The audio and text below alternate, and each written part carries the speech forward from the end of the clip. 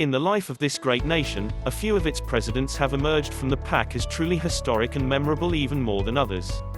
Of course, the presidents from the generation of the Founding Fathers certainly fit that bill, including George Washington and Thomas Jefferson.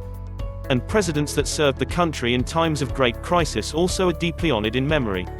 But in recent memory, there probably no other president that brings up emotions of respect and admiration as much as that of John F. Kennedy. Kennedy seemed to capture the hearts of the American people in a way that was unique in presidents before or since.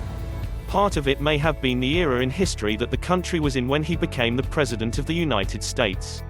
The historic time between 1950 and 1970 was a time when the largest generation of youth, now known as the baby boomers, was coming of age.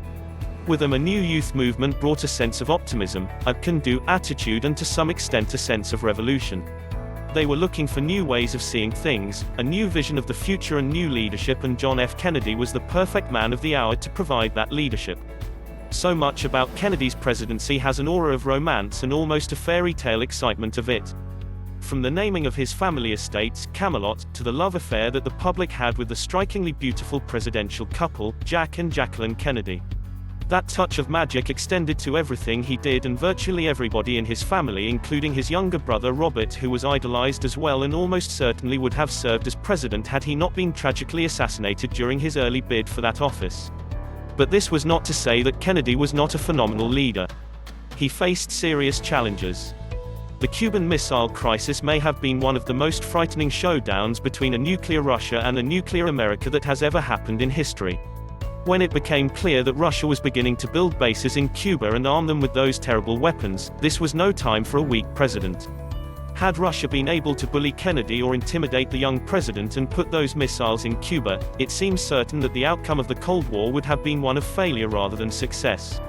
But Kennedy was not bullied or intimidated, and using the power of his office, Kennedy stood his ground and stood ground for all Americans and forced the Russians to remove those missiles. But this was not the only great accomplishment of Kennedy's administration. It took a leader who had great vision and ability to inspire a nation as nobody else than John F. Kennedy could to set the sights of the nation on landing on the moon. But Kennedy put that desire and that high calling in the hearts of his people, and the nation rallied to finally see that man step out on the moon and declare, "This is one step for man, a giant leap for mankind."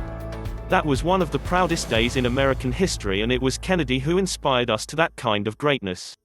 As much as the life and leadership of John F. Kennedy perfectly exemplified the optimism and youthful zeal of a generation, his tragic assassination changed the country forever as well.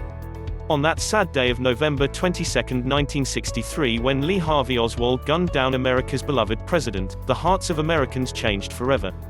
This was one of those days that almost everybody who was alive at the time, from school children to grandfathers, remembered where they were when they heard the news. Since we laid to rest this great leader, the presidency itself has never been the same. While Americans will always respect their presidents, that sense of adoration for the man in the White House disappeared forever.